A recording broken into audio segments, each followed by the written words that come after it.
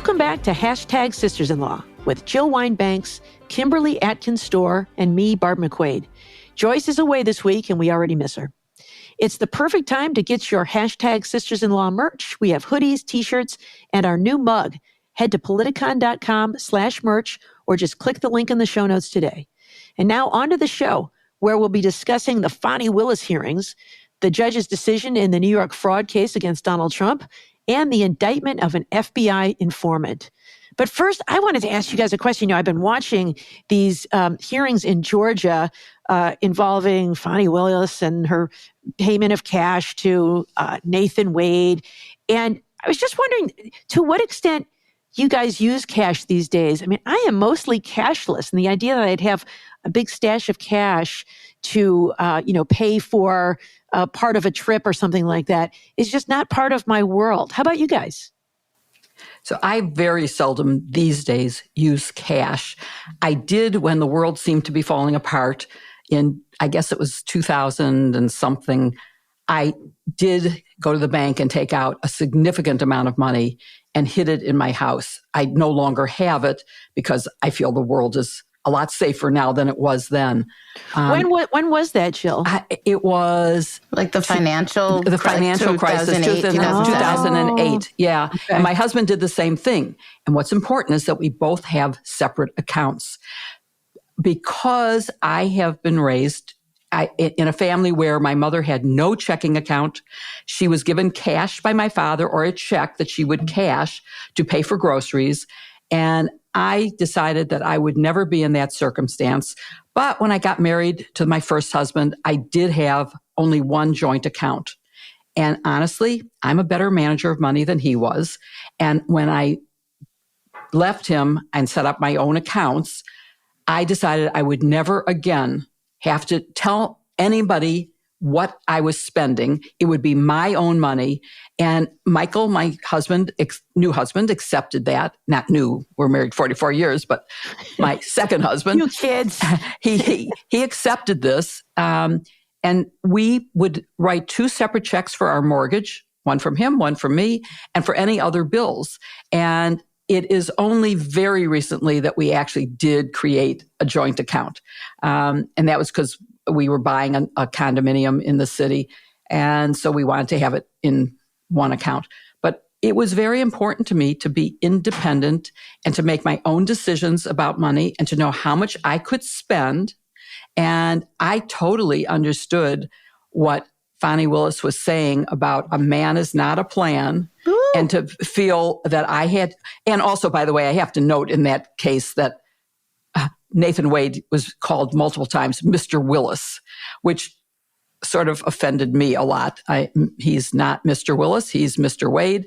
But anyway, so it really raised a lot of emotional issues for me about having your own money, your own account, and holding yourself accountable for it and not relying on a man. I can't help but notice that, Kim, you seem to agree. You've identified yourself today in our Zoom call as Kim's man is not a plan. What's your practice with regard to your money management?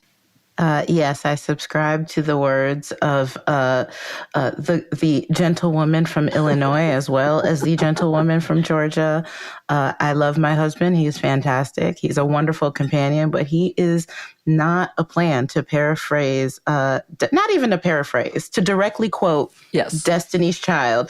The shoes on my feet, I bought it. The clothes I'm wearing, I bought it. Like, I'm an independent woman. I don't have a joint account of any sort with my husband because we got married a little later in life. I was in my 40s. He was in his 50s. And there was just no reason. My parents always taught me, always have your own. Always have your own. So when I was hearing Fani Willis's father, Mr. Floyd, testify that he taught that to his kids, that felt very familiar to me. So yeah, I may not carry cash unless I'm traveling. No, so one point that she made, particularly in the Caribbean, I always have some cash on me when you're traveling, whether it's to have some small bills. So when, someone carries your bags to your room or to the taxi, you can give it to them. But also in Caribbean nations, you can either have really high currency conversion fees, or in places like when I went to Cuba, you can't even use an American credit card in Cuba. So you need to take cash there with you. So I took euros because you also get penalized for having American money. But you have to think about these things, especially when you travel. So it was a completely, well, we'll get to the credibility of it, but I was just saying, I was nodding my head when the district attorney was testifying about all that. How about keeping a stash of like 6 months expenses under your mattress or whatever that part was? That happened. So I did that. I think I probably did do that in 2008 too, Jill. And I also did it during the pandemic. Yeah. But because I'm so out of the habit of using cash on a regular basis, I will forget. So when I was moving when I was about to get married, I was like, packing up my handbags, and I opened up this bag and there's like all this money. I'm like, what? Oh, that's the money that I took out when the pandemic hit. I run the risk of forgetting that I did it, let alone where it is. So I'm not telling where I hid mine. Yeah, probably good strategy. Well, I need to learn from you guys because, I might have a dusty old $20 bill in my wallet, and that's about it. I otherwise use credit card or Venmo. Venmo is like the greatest invention ever, right? You can transfer money to people without being present. So that's but we'll have to leave it there to get on with the show because we have a lot to talk about. But future episode, putting a marker down right now, Caribbean or Caribbean. I'm just saying, next time we'll talk about that. So let's get on with our conversation.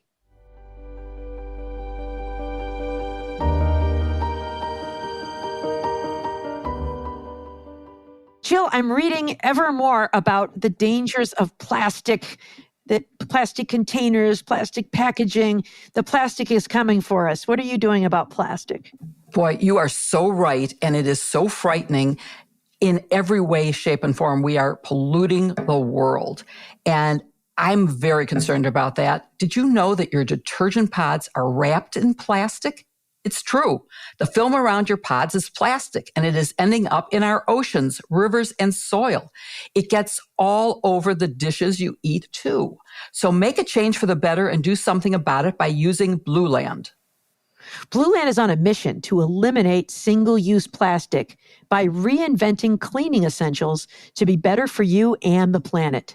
There's no single-use plastic in any component. That includes the bottles, tablets, wrappers, and even shipping. Their tablet packaging is fully compostable, and all of their products are effective and affordable. You'll still get the powerful clean you're used to. Their laundry tablets are proven to lift the toughest stains. They'll handle anything from grass to food. We love how you can get even more savings by buying refills in bulk or setting up a subscription. It's customizable and convenient, so you never run out of your most used products.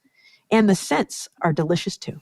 Blueland is trusted in over 1 million homes, including ours. And now Blueland has a special offer for listeners of this podcast. Right now, you can get 15% off your first order by going to blueland.com/sisters. You won't want to miss this. Again, that's blueland.com/sisters for 15% off. Blueland.com/sisters to get 15% off. And you know where you can find the link in our show notes.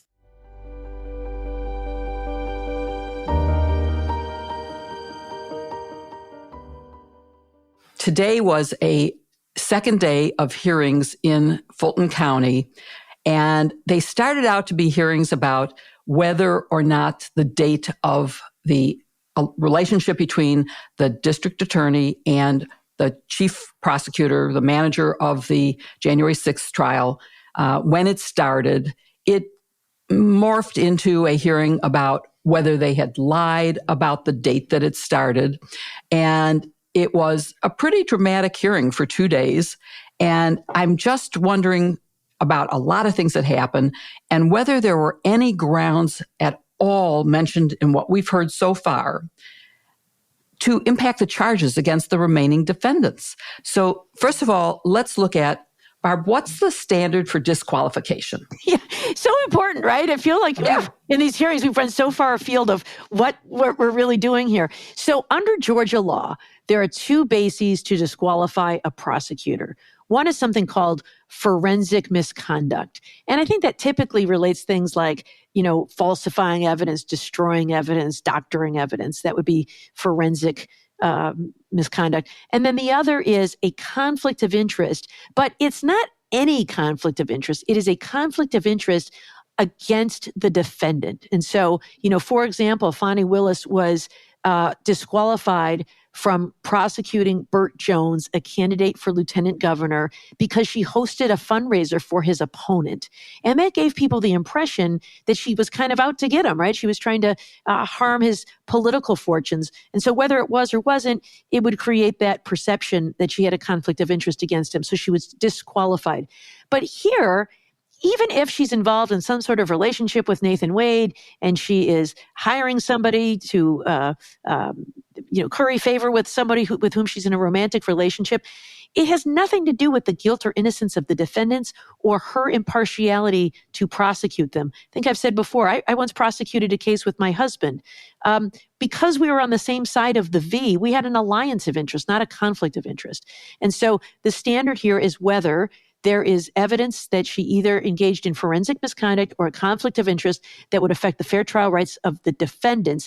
And I think, as I understand the theory, it is this, that in having this relationship with Nathan Wade and paying him money generated through his billable hours on working on this case, she was enjoying the fruits of this decision because she was getting kickbacks in the form of these free trips and free dinners and other kinds of things.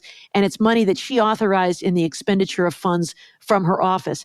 But it has to go one step further, which is they are making unjustified decisions about charging the case or refusing to cut it short with guilty pleas because they want to keep that spigot rolling. And so that's what they would have to show, is that there is some incentive here to generate attorney time by piling on in this case in some way. Okay, so we're going to probe this a lot.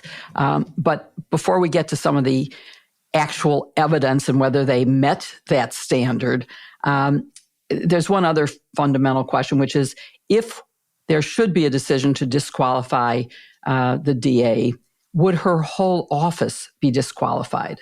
And if that's true, would that be the end of the case? And I point out that the defendant who she could not try, so his case was dismissed and transferred somewhere else, nothing's happened with it.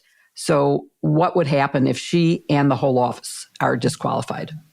Yeah, so people who I know and respect have come to different conclusions on this. But as far as I could see, one thing we know is that the replacement of the prosecutor in this case will be done by the executive director, by the Prosecuting Attorneys Council of Georgia. And the executive director has some pretty broad discretion as to who is chosen. His name is Pete Skandalakis. I hope I'm not Skandalakis. I don't know how to pronounce it. My apologies to Pete. But he said in a CNN interview that he would give it to somebody who really wanted this case. He wouldn't force it upon someone. And that he could also have the option of prosecuting it himself. But who the council usually chooses from is either another DA's office, which means that it would be transferred to someone else outside of Fulton County. He could give it to a private attorney to prosecute. He could also give it to a member of the council itself, which it has at least one member that is from Fulton County. So to me, that says the part about take somebody who is ready to go and wanting to do it and giving it to a council member, I don't see any rule precluding someone in Fulton County from taking over this case. So there's been a lot of, the whole office would be disqualified. That's factually incorrect. There's nothing in the rule that disqualifies the whole office. Whether he would choose somebody in that office, I think it's up to his discretion. So we don't know. And I would think that if he's looking for somebody who would be willing and ready to go on the case, that would be the first place that I would look if I were him. But I think it's unclear. So one further question that people have asked me is, if there is a chance, or if it actually happens, that DA Willis is disqualified, what happens to the people who have already pleaded guilty, or as I would say it, pled guilty? What happens to their verdicts? I'm in the pleaded camp, by the way.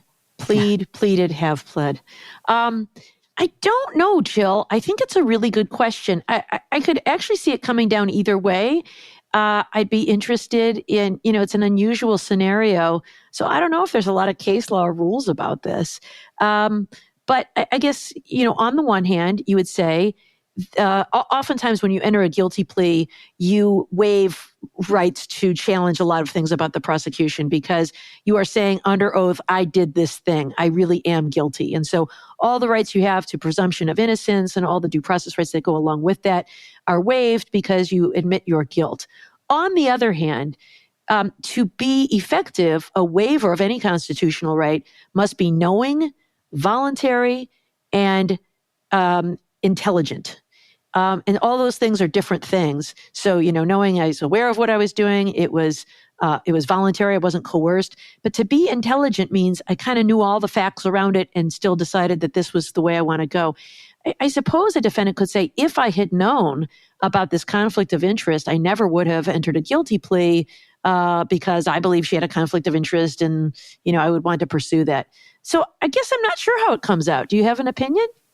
Well, I agree with everything you've said, except that when it comes down to being knowing and intelligent in making your decision, you're pleading guilty to conduct that's charged. And let's say this gets transferred to another prosecution office. It's the same facts. Yeah. You still are admitting that you did these acts and that they violate the laws that are enumerated in the indictment. So I don't think that would stop the or give any right to withdraw the appeal. To withdraw the guilty verdict. But let's move on because I was riveted by both days of testimony, and I know a lot of people were riveted, partly because there was some salaciousness in the evidence. But let's sort of go through some of the key witnesses and how you think they came across in terms of credibility, in terms of relevance to the actual issue of disqualification. And let's start with her former friend who worked in the DA's office and testified that the relationship started long before the affidavit filed said. And her credibility was put at issue because she admitted that she had been forced to either resign or being told that if she didn't resign, she'd be fired, which obviously raises a question about her motive to say something to get revenge. So who wants to comment about her former friend and her credibility and how damaging her testimony was? I watched that testimony, Jill. Her name is Robin Yurdy, and I thought she seemed credible in her testimony. Now, of course, as you pointed out, she does have some potential bias.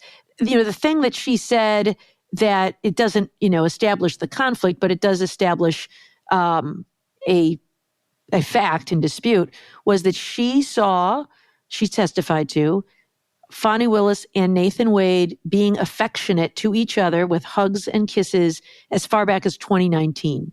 Now, of course, I'm sure we'll talk about this. Willis and Wade dispute that fact and say that's not true. And there was this suggestion that they're no longer friends. She resigned before she could be fired, and so maybe she has an axe to grind. There's also, a theory of, maybe she misunderstood. Maybe she made a mistake. I don't know. But I thought she seemed credible. She said they were old friends. They knew each other since college. I thought her demeanor seemed credible. She didn't, like anybody under the circumstances, she didn't particularly seem like she wanted to be there. She was testifying remotely. She was there virtually, but she put up her hand. She swore to tell the truth, and she answered the questions, and that was her testimony. Did you have a different take? No, I actually found her credible and alarming because what that was saying is that the affidavit that Wade filed would have been false. And I think that's far more serious than the fact that he and Willis were having a relationship, who cares about that? That is their private business. But when I heard the part about she had to resign or be fired, I thought, oh, that takes away some of the sting of what she said. And then let's look at, you mentioned it's rebutted by what both Wade and Willis say. And so let's start with Wade, who, testified about when his marriage was over. He said he answered certain questions on interrogatories saying, well, it wasn't during my marriage because my marriage was over and irretrievably broken in 2015 when my wife had an affair. But he was still married. So it's sort of a little bit like Clinton saying, I did not have sex with that woman because he did not consider oral sex. And maybe a little too slick. Kim, what did you think about his testimony about the date and about what he answered in interrogatories in his divorce case? So it's hard for me to just answer that question in itself without panning back into the bigger picture, right? Because as Barb very accurately set out, the point of this evidentiary hearing was supposed to be to establish whether or not there was not just an improper relationship, because under Georgia law, prosecutors are not prohibited from having romantic relationships within an office. Rules are different in other places, but in Georgia, that's not a prohibition. So they had to stretch it to claim some sort of financial benefit being made, and that the financial benefit benefited him and Fani Willis, and that they, colluded in some way to grift the system, essentially.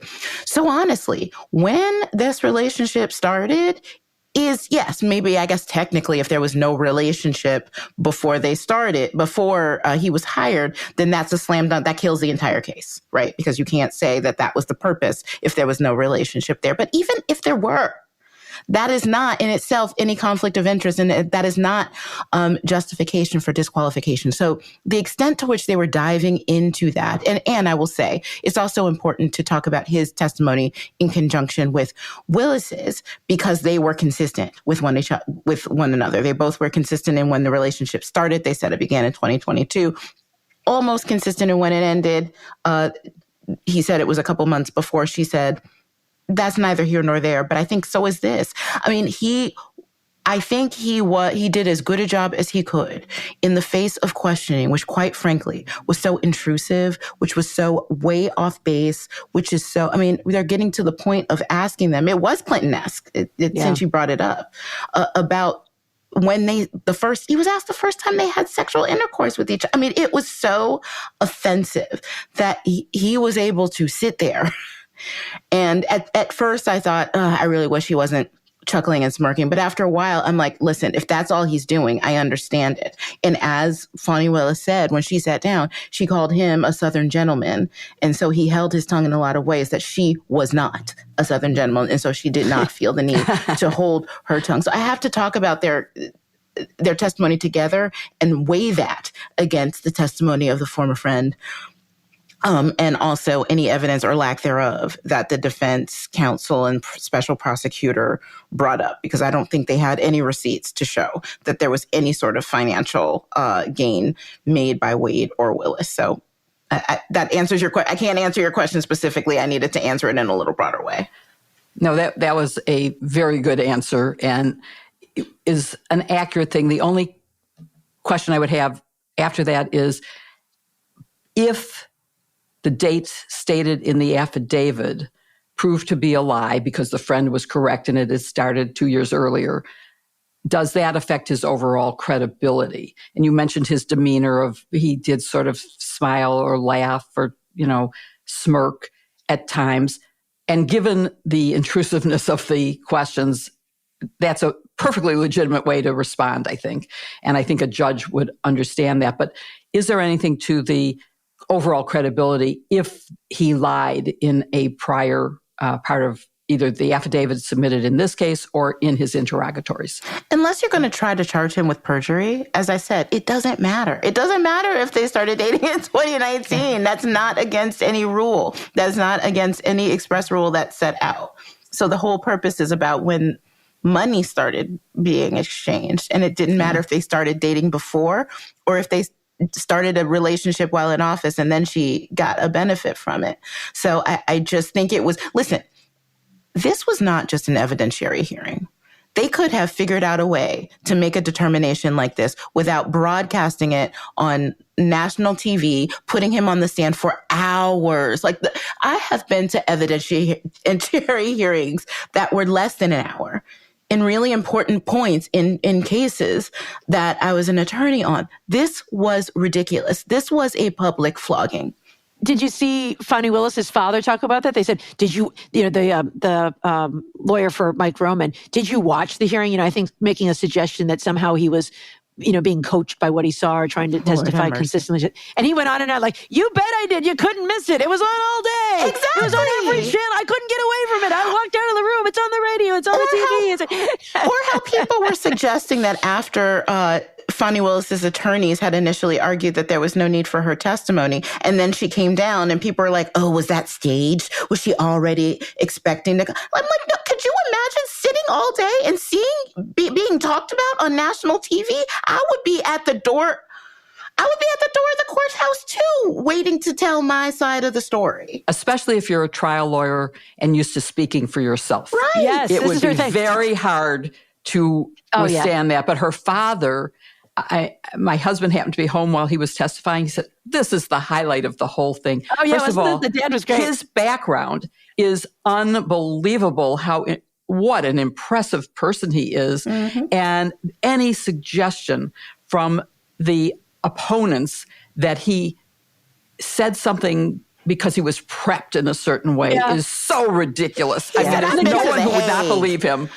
He said, I've been to The Hague. Don't mess with me. and the judge is, that kind of nonsense might work with the jury. It's not going to work with the judge. Of course they were prepped. Everybody gets prepped, right? You talk about what are you going to talk about? It would be a dereliction of duty for a lawyer to put a witness on the stand. Prep does not mean you're told what to say. You're told what the subjects are. Here's questions I'll ask you. Yeah. Here's what you're going to be asked on cross-examination. How would you answer that? Not answer it this way. That's not prep.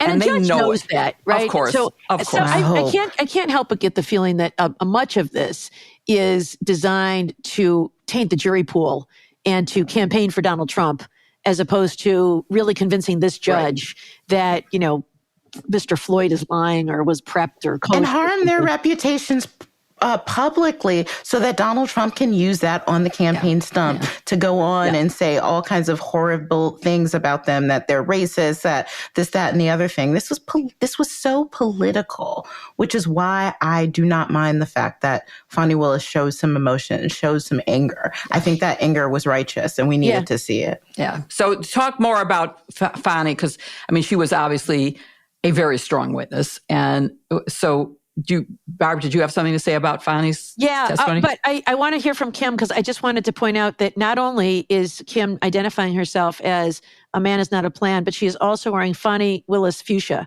And so I want to hear what Kim has to say about Fani. But I do also want to say, I think it is a big deal if an officer of the court has lied. If Nathan Wade and or Fani Willis lied about the date of their relationship starting, that's a big deal. I don't think it disqualifies them from this case, because this case is all about whether there is a conflict of interest as to these defendants.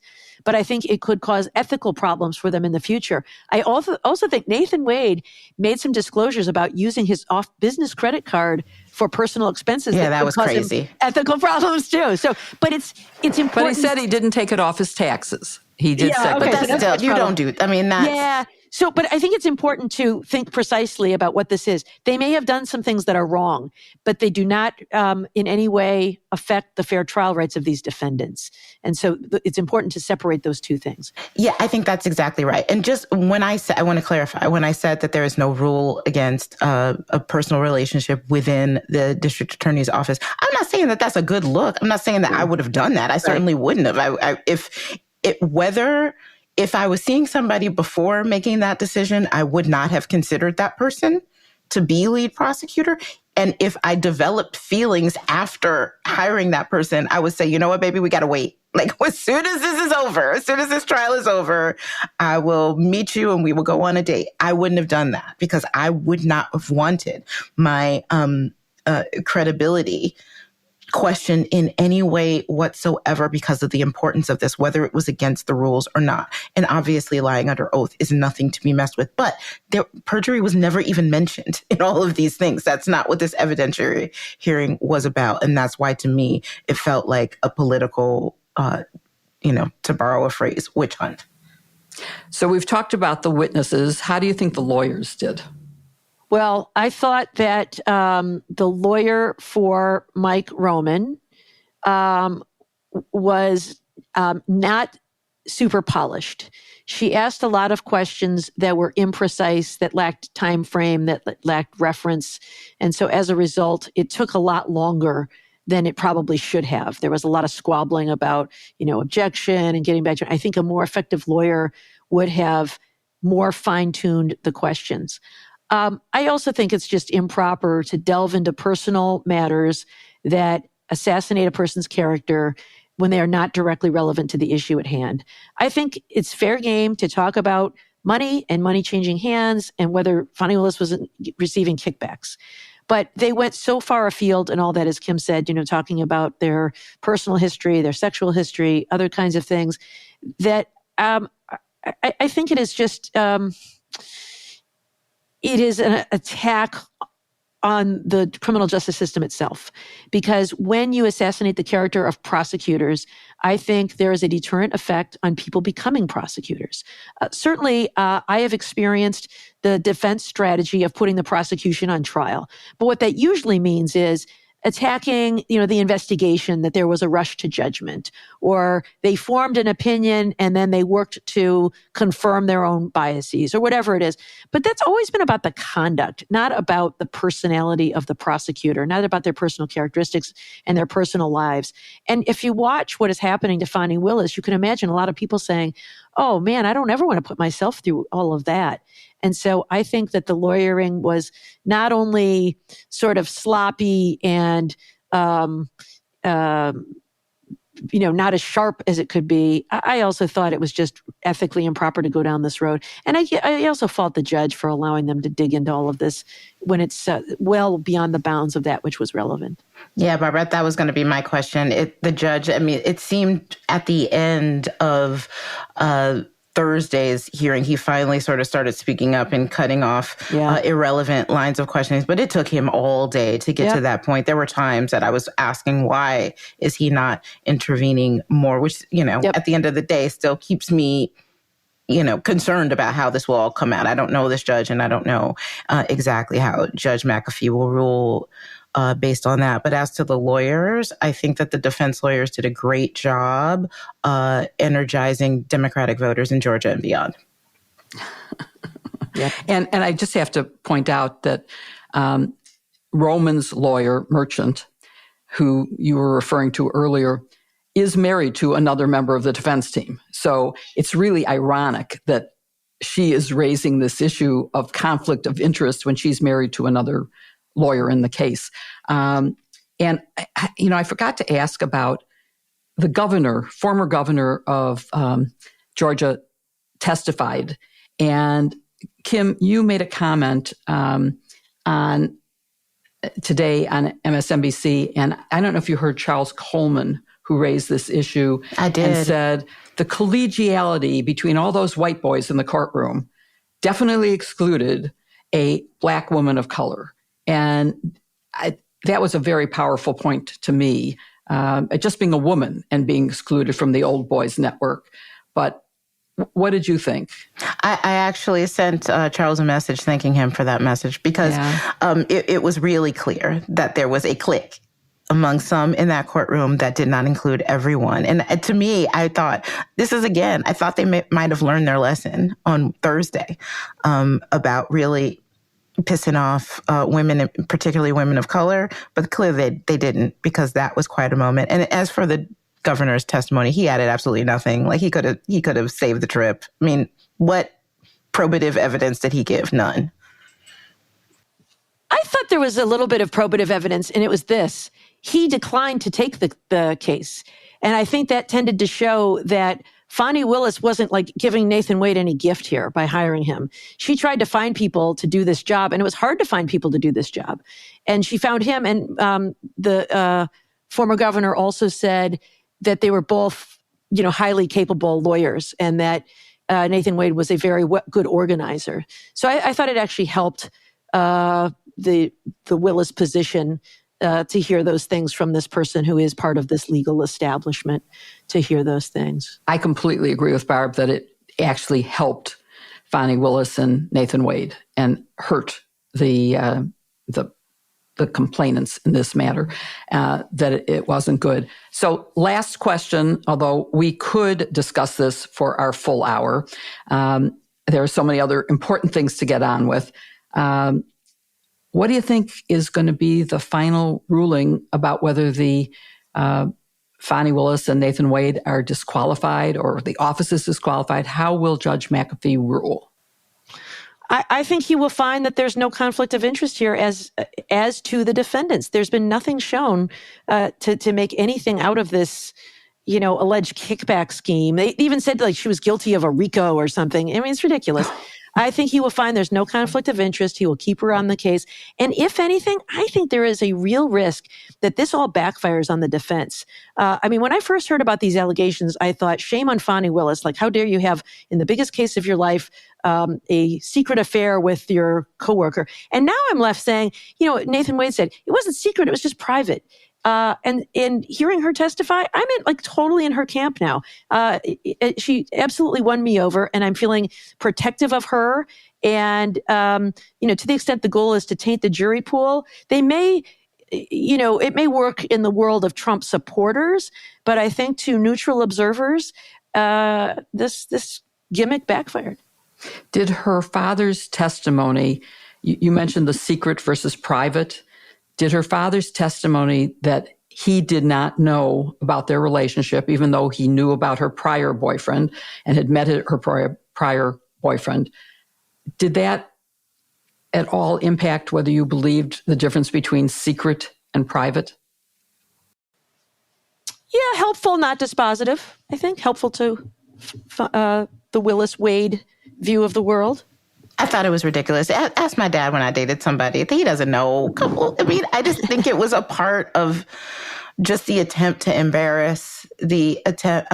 He was a lot calmer, I will say. He was a lot calmer than my dad would have been if asked to comment on my finances and my love life. Like, honestly, he has the patience of Job.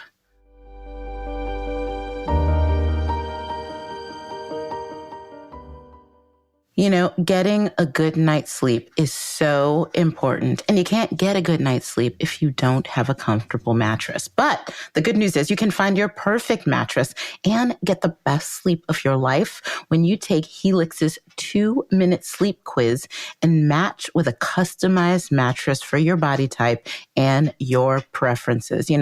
All of us sisters have different preferences when it comes to everything, even different opinions. I like a firm mattress. But, I know that when Joyce took the Helix quiz, she matched with the Helix Midnight mattress. And she loves it so much that she bought one for everyone in her family. And we love their mattresses too. Your sleep will be better than ever with Helix, and you can upgrade to a mattress tailored just for the way you sleep. Like us, you'll never go back.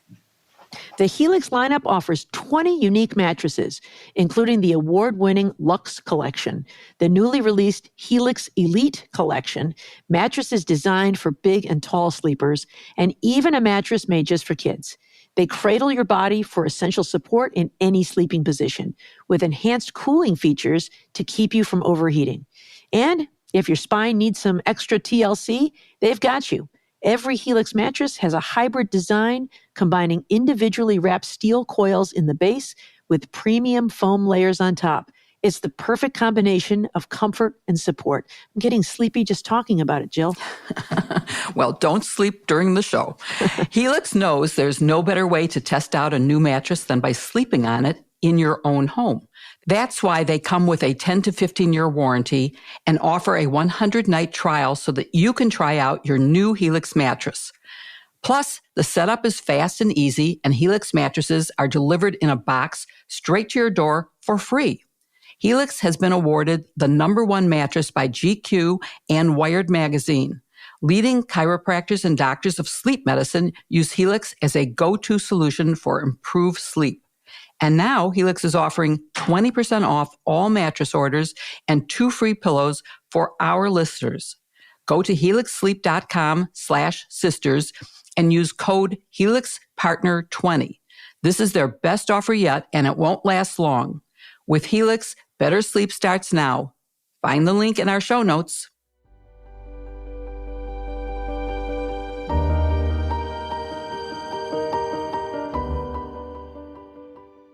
So just as we began recording this podcast, the news came down that Donald Trump and other members of his family have been fined more than $350 million for committing fraud as the head of the Trump Organization, defrauding insurance companies and banks. And in addition, Donald Trump cannot do business in the state of New York or serve on a corporate board for 3 years. So it's not the corporate death penalty, but it's still a corporate sentence nonetheless. I want to get a reaction from my sisters first, just on the amount of this verdict, as well as the injunctive relief given here. I'm going to start with you, Barb. I think this was appropriate. You know, it's interesting. If you look at all of the fraud here and the judge's language, it's just over the top. And this was an effort to disgorge the profits, the ill-gotten gain from all of this. And so, it's difficult to measure the loss. There's no, real loss, but what were the profits that Donald Trump and the Trump Organization made as a result of their fraud. And that's what this number is, an approximation into all of that. And, just to refresh our memories of some of the more egregious examples of what he did. Remember, he said that his apartment in Trump Tower was, 3 times the size. It's 10,000 square feet. He said it was 30,000 square feet. Prime real estate on Fifth Avenue. That's huge. The Mar-a-Lago Resort. He said, according to the appraisers of Palm Beach County, they appraised the property's fair market value as between $18 and $27 million. On his documents, he said it was between $426 and $612 million. It's a huge, huge amount of fraud. He commits fraud with reckless abandon.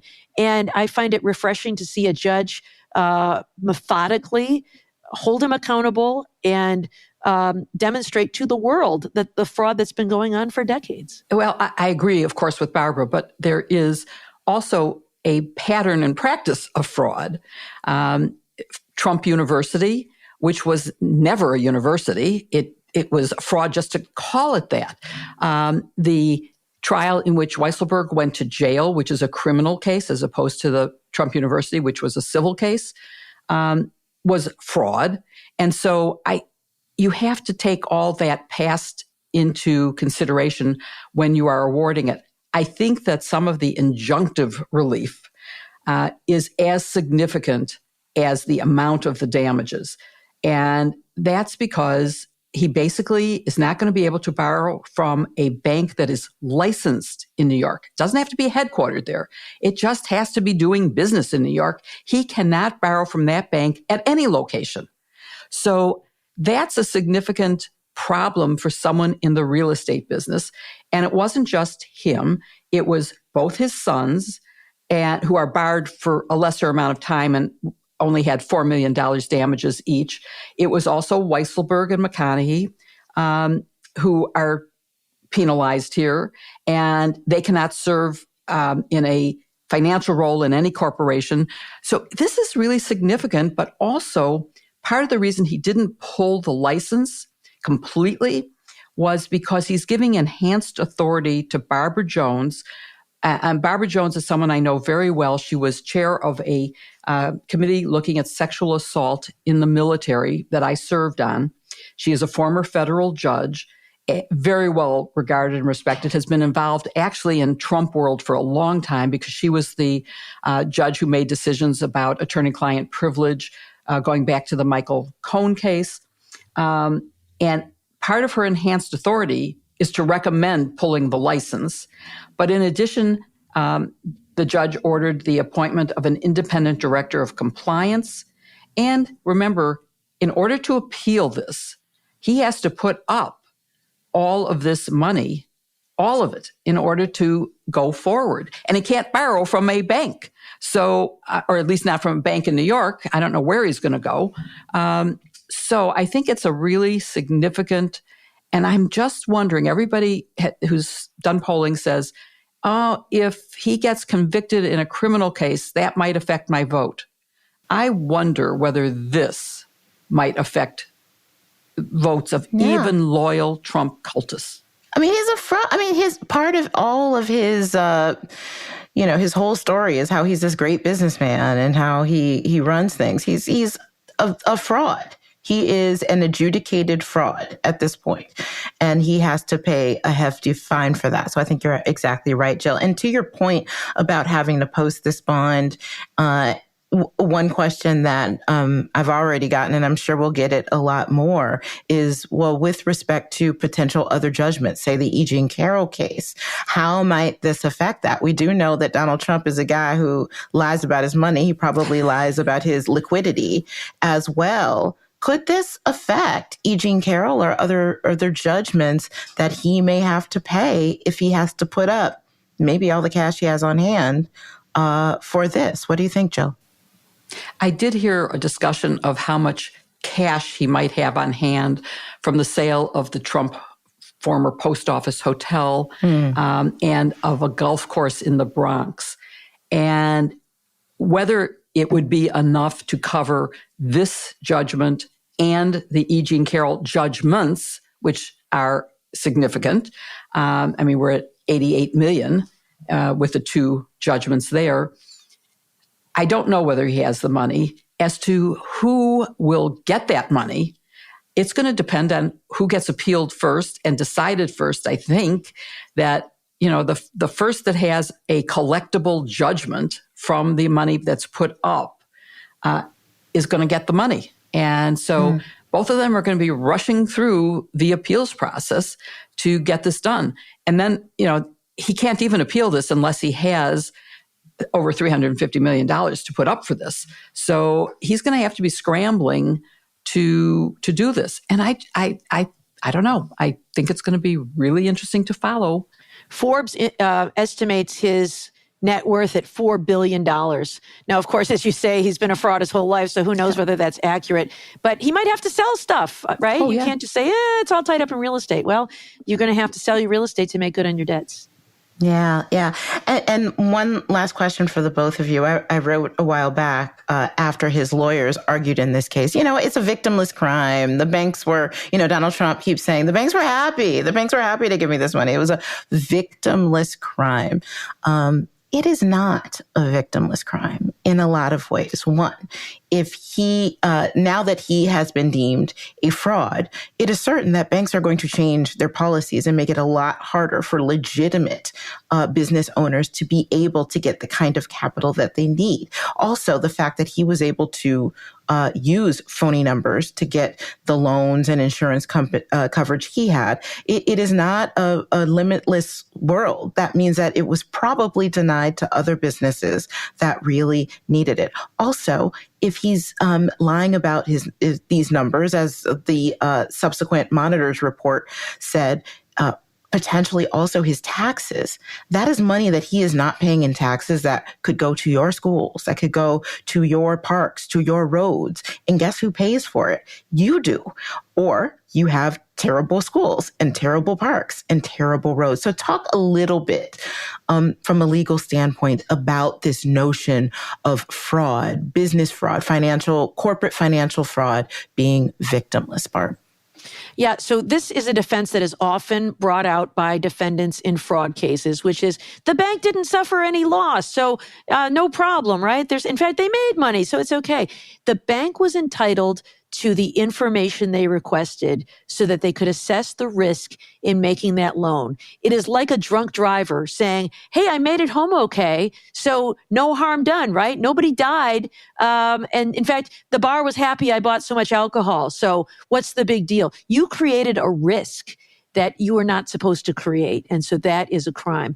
I also would point to the damage this has on fair competition in the marketplace. So if other organizations are complying with the rules and are getting loans on different terms because of their risk, then he is getting an unfair business advantage by getting loans that other people are not getting. So there's absolute harm here, and you don't get to cheat and lie just because you're rich.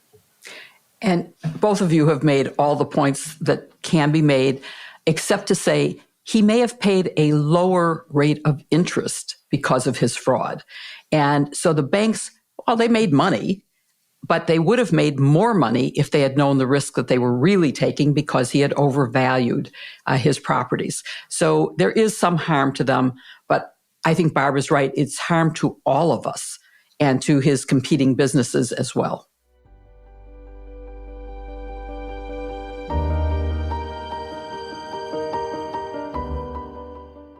You know, taking care of our planet and our environment is so important.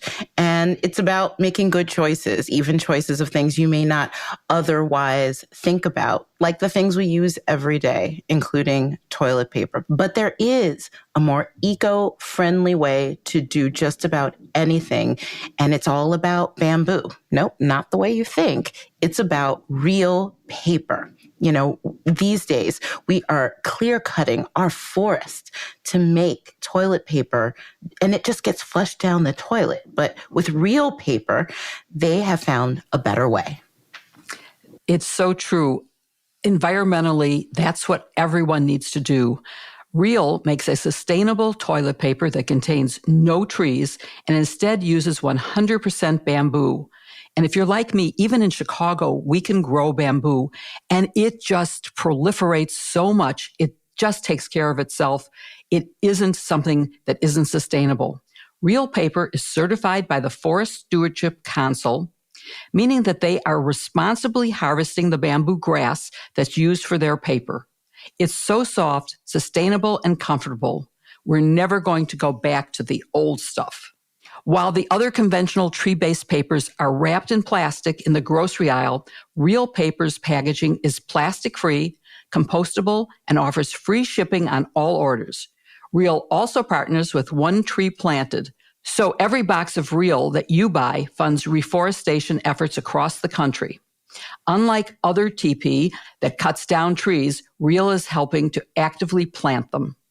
Real Paper is available in easy, hassle-free subscriptions or for one-time purchases on their website.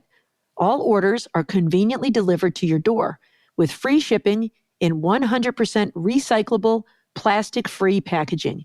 If you head to realpaper.com/SIL and sign up for a subscription using our code SIL at checkout, you'll automatically get 30% off your first order and free shipping.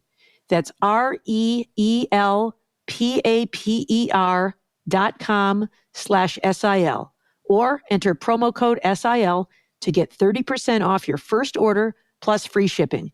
So let's stop flushing our forests and try Real's tree-free paper. Real is paper for the planet. You can find the link in our show notes.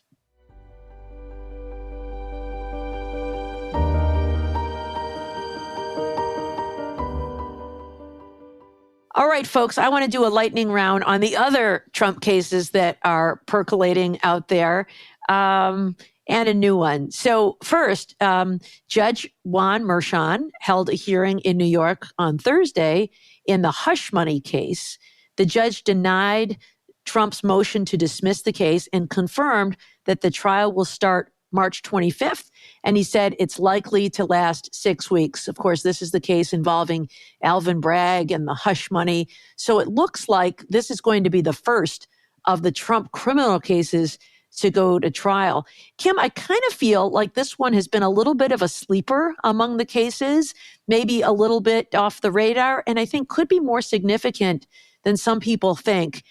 Alvin Bragg has recently kind of reframed this case as not being just about false business entries, but about an effort to conceal wrongdoing to avoid political problems on the eve of the 2016 election. What's your assessment of this case? This is going to be the first one. Yeah, it is the first one. And I think because of that, and, we haven't spoken about this case nearly as much as the others, is one reason that District Attorney Bragg is framing this as another election interference case, right? Donald Trump interfered with allowing voters to have all the information in 2016 that they could have used from which to decide who to vote for president by paying Stormy Daniels to keep quiet, right? So it's not just about breaking these particular laws about business records. It's about something bigger than that. And I think that that's important to do. I don't think that he's wrong in that. I think that's precisely why this is a problem and violates, among other things, potentially state campaign finance rules, because you're supposed to disclose that. That's a valuable thing that needed to be disclosed. And if you recall, this is about a 2016 payment to Stormy Daniels in order to keep her quiet about their previous relationships. But it's an important case. He's facing 34 felony counts here. This is nothing to sneeze at. And it comes with a prison sentence of as much as 4 years. So he's running to and I think that's per count. Yeah. Although I'm sure any judge would, make them concurrent. Probably, yes. Probably make them concurrent, right? I'm trying to get my concurrent. I confuse concurrent and consecutive, and I also confuse supine and prone. So it's the one where they all run at the same time. Yeah, concurrent.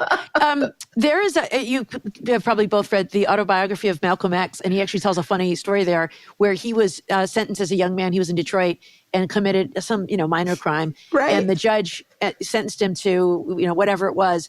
But it was multiple counts to run concurrently. And he said he didn't know what the word concurrently meant. And so he's doing the math in his head and he thinks, oh, no, I'm going to be in prison for years and years. And then his lawyer had to explain what it meant. No. In the movie, they fainted. After he got that, it's like, no, it's okay. Yeah, you're good. It's okay. So I understand that. I do. So yes, this is an important case, Barb, because remember, he can't pardon himself. He can't, use other shields to try to keep from facing accountability here. He can't claim privilege because this happened before he was president. So this is a big deal. Yeah. Jill, I want to ask you a question. The feds had a chance to charge this case and they didn't. And I've often wondered if the reason the feds took a pass on this was because of the essential role of Michael Cohen. He is certainly going to be a key witness in this case. And should we be worried about the role of Michael Cohen? It's always been rumored that was why the feds took a pass on this. And yet Michael Cohen has been very cooperative, and the Attorney General's case depended on him as well. I mean, it's a civil case, but he was the one who pointed out the overinflation, the undervaluing, when it was convenient for him on either of those things. I've come to know Michael Cohen a little bit by, either being on air with him or having him on my podcast or being on his. And I like him. He's not a friend. I don't go to him with my personal information, but he's someone that I have come to like a lot. And I think that a jury will accept his testimony as they have in the past. And so I'm not that worried about Michael Cohen being a key witness. Mm-hmm. Yeah, I also take comfort in the fact that this is a documents case. Yeah. And, he's there to provide some narration and some connecting of the dots. But I imagine if you're a prosecutor, you're going to make sure that everything he says is corroborated by documents. And so that, I think, can really help minimize any baggage he might have as a convicted perjurer. Certainly frowned upon when you're selecting your witnesses. But, you don't get to pick your witnesses in a criminal case. Oftentimes, the most important witnesses are co-conspirators. They're people who are criminals. They frequently have lied. I can't think of a case where I didn't have someone that I didn't admire or respect, who I didn't think was a career criminal or a person of no moral value. It's just what you do when you're proving a crime. It's not, except in a bank robbery where there might be an innocent patron in the bank or an innocent guard to testify. Mostly it's the co-conspirators. co-defendants even. Did you ever use this line, Jill, when you were talking about a cooperator who had baggage like this? The government didn't choose the witness. Yes. The defendant did. Absolutely. Absolutely. Yeah. All right, well, let's move on. This is the lightning round. I also want to discuss the federal election interference case. We saw Jack Smith file his response, and then we even got a reply from Donald Trump Thursday night to the Supreme Court regarding Trump's motion to stay the case while he appeals the appellate court's decision rejecting his immunity defense. And so Smith has asked the court to deny the motion to stay and send this case back to trial. Now let's get on with it. And then to even deny Trump's forthcoming request to review the case on the merits. And then in the alternative, Smith says, well, if the court's going to entertain this, let's treat this this motion as a petition for certiorari right now and decided on an expedited basis. So those are some pretty good alternatives. And so, Kim, what do you think of that argument? Do you think there's any chance that the court denies the stay outright and lets it go to the court, or that it does this expedited thing that Jack Smith is asking for? I think that I think it's going to be one of the two. I would say 2/3 likelihood that they deny the stay altogether, and the trial proceeds. Maybe 1/3 chance that they take it up on cert. I think there's 0 chance that they do what Donald Trump wants, is keep the stay in place and let him seek en banc review, knowing what the outcome of what that is and knowing that that's a pretty patent attempt to run out the clock and delay, and the court's not going to let him do that. But listen, I think that Jack Smith is, understandably wants this to get going, and that he read this opinion from the 3-judge panel at the DC Circuit, which was very thorough, and said, look, basically saying now, look, Supreme Court, this is as well reasoned as it can be. You have it right here. You can save yourself some time. We know your docket is full with other stuff, including other Donald Trump stuff. Just let us get going. And after this is all done, if the defendant can appeal as much as he'd like, and you can take it up then. Right. Jill, I want to ask you a different question. I don't know if you read the reply brief that Trump filed, which is accusing Jack Smith of engaging in political motives. Because remember at the outset, back before this case was decided by the DC Circuit Court of Appeals, Jack Smith had said, we should leapfrog the Court of Appeals. We should go straight to the Supreme Court. As Kim would say, do not pass go, do not collect $200. Straight to the Supreme Court for a quick review, because this is a case of national import. We know it's ending up in the Supreme Court anyway, so let's skip this intermediate step and go straight to the Supreme Court. And now he says, well, the Court of Appeals has decided no need for the Supreme Court to look at this at all. Let's just get back to it. And they're saying this just proves that Jack Smith is all about politics, and he's just trying to choose the timing of the trial to interfere with the election. What do you think about that argument? I think that argument is a big bust. I think that the circumstances have changed from the time that Jack Smith made the original skip the Court of Appeals and go straight to the Supreme Court. The Supreme Court said, no, we're going to do this in the normal course. The Court of Appeals acted expeditiously and did a very well-reasoned, very well-documented opinion that was per curiam, which means there was no concurring opinions. There was only one opinion, and it spoke for all the judges of the Court of Appeals. And it's a opinion that's so well done that the Supreme Court can't really add much to it. I don't know that it needs to take it up at all at this point. I think it could say, we're denying the stay, and then simultaneously, concurrently, say, and we are going to grant cert on the merits and dismiss it because we think that there's nothing we can add. I think they can read the opinion and know that that's what they would agree with. So I don't think there's any reason to assume this is politically motivated. This is in the interest of a rapid trial, in the interest of the defendant, in the interest of the state, in the interest of all of us voters who want to know the outcome of the case before they have to go to the polls. And the right of a speedy trial is not just the defendant's right. It is the defendant's right. but it is also all of our right. And I think the Supreme Court will get that, and they will either really expedite this so that it doesn't delay the trial any more than it needs to, and they could certainly deny the stay during the pendency of their cert petition so that the trial can get back on track, and then they can deny the case on the merits so that it will never get off track again and can get set to be tried before the election.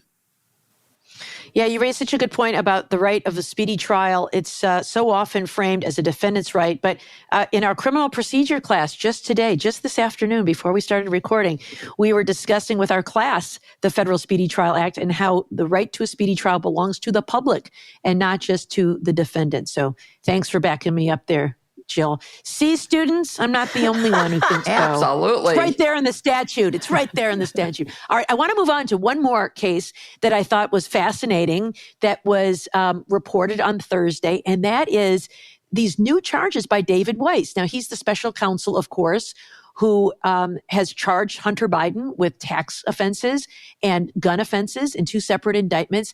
On Thursday, he filed charges against a different person, a man named Alexander Smirnov, for providing false information about Hunter Biden. According to the indictment, Alexander Smirnov was an informant for the FBI, and he told the FBI that Hunter Biden had demanded bribes for himself and his father from a Ukrainian business, the one, Burisma, on whose board Hunter Biden had served. So amazing. Kim, wasn't this the information that was the basis for the effort to impeach Joe Biden? All that reporting about money for the big guy, and Joe Biden got the prosecutor in Ukraine fired because he was trying to interfere with this investigation. I mean, it was all made up. Does this, do you think this will end all efforts to impeach Joe Biden now for allegedly leading a crime family? So I have to start just by saying, in any other week, this would have been like the first thing we talked about, right? And yet this week has been so crazy that we can't dedicate the whole show to it. Yes, this claim was the foundation upon which the entire case that congressional Republicans and prosecutors were trying to make against Hunter Biden rested. That there was this deal, this attempt to leverage, by Hunter Biden to leverage his proximity to the big guy, meaning then Vice President Joe Biden, in order to get money and get this lucrative deal. Yes, it was all made up. It didn't happen. It couldn't have happened. The timeline doesn't add up.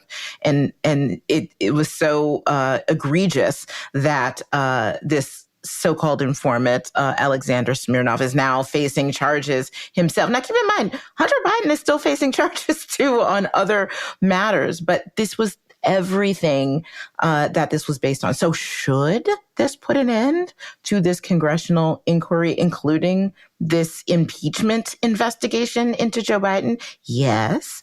Will it? No, because it's not like congressional Republicans have needed actual facts to do any of this. We just watched them impeach the head of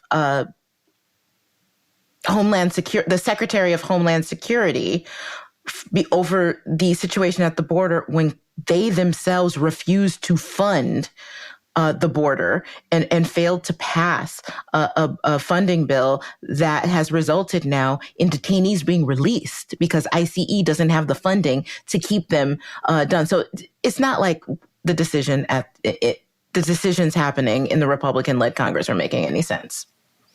Yeah. Well, I thought it was very interesting. And Jill, I'm wondering what effect you think these charges might have on any FARA charges against Hunter Biden. That's the Foreign Agent Registration Act. Remember that, one of the reasons I think the whole plea deal fell apart when it did, remember Hunter Biden was going down this path of agreeing to plead guilty, and he wanted assurances that he would not be charged for anything in the future. And David Weiss would not give that to him. And there was speculation it's because they were investigating him under this Foreign Agents Registration Act. Do you think this indictment suggests that there's no there and we're done with David Weiss investigating Hunter Biden? So I've sort of always believed there was no there to begin with. and that the charges that were brought for guns and taxes, but particularly the gun charges, are charges that would not have been brought but for his last name. No one else in the world would have been charged with those violations. And because I don't know who all the witnesses might be on a FARA charge, it's hard to answer. But to the extent that Smirnov was one of those witnesses, that case is over. You can't put him on, not just because he's a perjurer, but because he is an unrepentant perjurer who's just been charged in a related matter, something that really relates to Hunter. I mean, they don't name Hunter and Joe Biden except by saying in such clear terms who the political one is and who the businessman one is. Right, what do they say? Businessman one and public official one. Yeah. Who was either the president or vice president. I mean, they go that far. So, I mean, it's obvious that we're talking about Biden and his son. There's no question. It's a related matter. You obviously cannot put him on the stand. And even if he pleads guilty and admits to the falsity, I think it's pretty much bad. It was a bad case to begin with. It's even worse now. And, there is a reason why they haven't filed that when they filed the other charges. And now they may be really sorry they didn't take that plea deal, and they're going to have to go to trial, and he could win. Public official whose name rhymes with low riding. When I was at the Justice Department, people used to make fun of me for doing that sort of thing in an indictment. And they're like, everybody knows who you're talking about. Why are you even trying to do this? And the answer is, it is part of the Justice Department policy to not name people in indictments who are not charged with crimes. But it does lead to these sort of laughable results. And I have to say, in this particular indictment, it's really hard to read it because it's associate one, associate two. Yeah. Oh, wait, are those Ukrainians? Are they Russians? Who are they?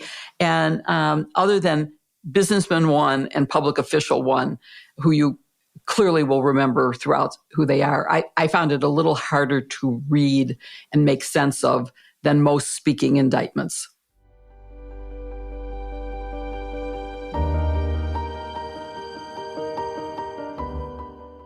Kim, I'd like to have a conversation about foundational garments. Well, it's an important conversation to have, Barb, and it's important to fall in love with all of your clothes. And this February, with today's sponsor, HoneyLove, you can do just that. HoneyLove has revolutionized the bra game by ditching bulky fabrics that trap heat and eliminating underwire without sacrificing shape.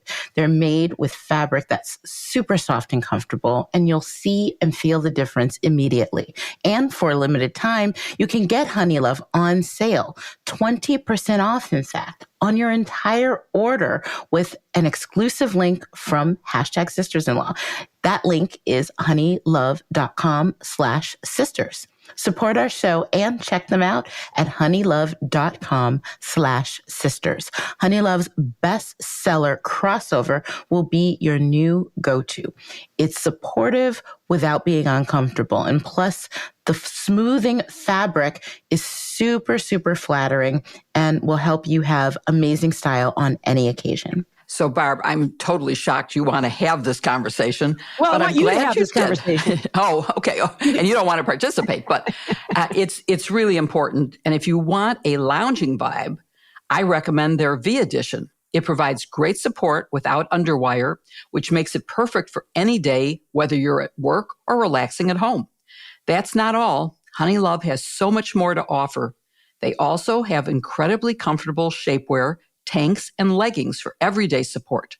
You'll look great pairing your V-bra with their breathable and versatile leggings or by matching your shapewear to your crossover. Treat yourself to the best bras on the market. I don't even know what some of those words mean, but I do know that you can save 20% off at honeylove.com/sisters.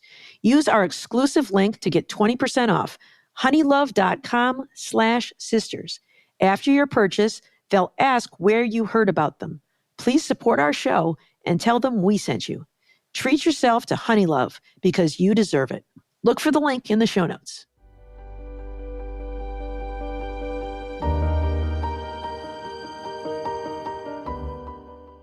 Well, now we come to the part of the show that is our absolute favorite, the part where we answer listener questions. If you have a question for us, please email us at sistersinlaw@politicon.com or tag us at sistersinlaw.podcast on Threads or tweet using hashtag sistersinlaw. If we don't get to your question during the show, keep an eye on our Threads feeds throughout the week where we'll answer as many of your questions as we can. Our first question comes to us from Dennis in Redwood City, California. Jill, I'm going to steer this one your way. Could you please compare Pence and Biden's circumstances and reports concerning their improperly handled documents? They're sort of similar, and Pence got a real break by having a one-page statement of no indictment, and Biden had hundreds of pages that pulled out totally irrelevant things. The differences between Pence, Biden, and Trump were pointed out in the report, and those are legitimate. And because we want equal justice, equal treatment of defendants for similar conduct. So it's fair to point out that Biden isn't being indicted for holding on to documents because he didn't try to hide them. Once he found them, he called the government and said, come and take them. And he didn't try to hide them or destroy them or anything like that. That's a big difference from how Trump handled them. But both Pence and Biden found the documents. They both reported them. And what's the difference? Biden is a Democrat who is being prosecuted by a very far-right Republican who may have a political goal in mind. And that's what led to this extraneous information about Trump's mental acuity and memory. I'll chime in just a smidge. I don't know that it's clear his motive is political, but I do agree that he violated the principles of federal prosecution by including those details. I don't know if we give him the benefit of the doubt on the detail, but I do agree with you that it's a violation. Of course, I don't know his motive, but his violation is clear to me that it's just improper for a prosecutor to in any way harm a non-indicted person. And in a confidential memo, a press memo to your boss, you might go into some things about what influenced you, but in a public report, that is completely inappropriate. And, I don't know how you feel, Barb, but I blame Merrick Garland for letting this go forward without some redaction or explanation. Yeah, I don't know. Garland was between a rock and a hard place too politically. Yeah. Well, why don't we move on? We discussed that a little bit last week. Our next question comes to us from Terry. Has anyone, including legal counsel, ever been held in contempt at the Supreme Court? Kim, what do you think? You're our Supreme Court guru. Yes, this is a wonderful, nerdy question that I'm so glad we got. So the answer is it has happened at the Supreme Court, but only once. So let me step back a bit. Being held in contempt is usually something that happens in trial courts, right? Because you have witnesses that are testifying, you have lawyers that are engaging, questioning witnesses in lines of questioning that can go over the line, can violate the rules of that court. And if they do it repeatedly, or if witnesses or parties go out of line repeatedly, that's when a judge has the power to hold them in contempt. Or if they fail to show up, for example, to testify, they can be held in contempt. At appellate courts like the Supreme Court, that doesn't happen as much because it's usually just attorneys arguing issues of law or constitutional issues before a panel. So you don't have as many opportunities. But back in 1906, there was a case called United States versus Shipp, which involved, it's a terrible story. It involved a Black man in Chattanooga named Ed Johnson, who had been convicted of sexual assault and sentenced to death. But the U.S. Supreme Court stayed that execution. So a group of people, including a sheriff named Joseph Shipp, is where the case gets its name, went to the jail where Ed Johnson was being held, got him out, and lynched him. And they were held in contempt as well as convicted for that lynching at the U.S. Supreme Court. It is to this day the only trial that has been held before the U.S. Supreme Court. So it is possible for someone to be held in contempt, but it hasn't happened since that really, really awful case. Wow, I did not know about that. That's very interesting. Our final question comes from Janet in New York City, New York. When someone takes possession of classified material, who keeps track of it going out and coming in? Who is responsible for following up to see that documents are returned? Janet, I will answer your question. I know the answer to that. So there are two primary responsible sources for this. One is the owner of the material. So there's always somebody who owns the material. So it might be the FBI in one instance. It might be the CIA. It might be NSA. It might be the Department of Defense. And so typically, if there's, for example, a hearing under the Classified Information Procedures Act, typically there would be a courier who comes to the hearing with the documents and they carry them in, they bring them for the judge. Maybe the hearing is actually conducted in a SCIF if they are at top secret level or above, and the judge goes to the SCIF, and there, that is a sensitive compartmented information facility. It's a special room that is designed to prevent bugs and electronic eavesdropping and other things. And so usually it's the owner of the material who will keep it there.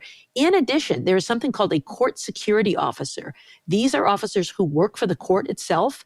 They come out from Washington for one of these hearings to supervise, because a lot of times the judges don't know all the rules about handling classified information. So they are there to assist the judge. I can remember being in SEPA hearings where the court security officer would do things like disconnect the phone from the wall and pull the blinds and search the room, sweep the room for bugs and do all kinds of things like that. But they're there to make sure the judge doesn't do anything, unintentionally, unwittingly, that would compromise the classified information in some way. Thank you for listening to Hashtag Sisters-in-Law with Jill Wine-Banks, Kimberly Atkins-Storr, and me, Barb McQuade. Remember, you can send in your questions for next week by email to sistersinlaw@politicon.com. You can also tag us at sistersinlaw.podcast on Threads or tweet using hashtag Sisters-in-Law. Remember, if you want to snag a Hashtag Sisters-in-Law mug, go to politicon.com/merch. And please show some love to this week's sponsors, Blueland, Helix, Real Paper, and HoneyLove. You can find their links in the show notes.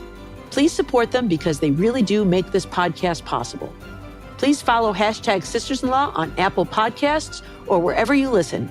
And please give us a 5-star review. It really helps others to find the show. See you next week with another episode, Hashtag Sisters-in-Law. Do you know what the only thing that'd be better than a nice, delicious cup of clam chowder in Boston? It would be having one with my sisters-in-law in Boston. Don't you think we should get together there?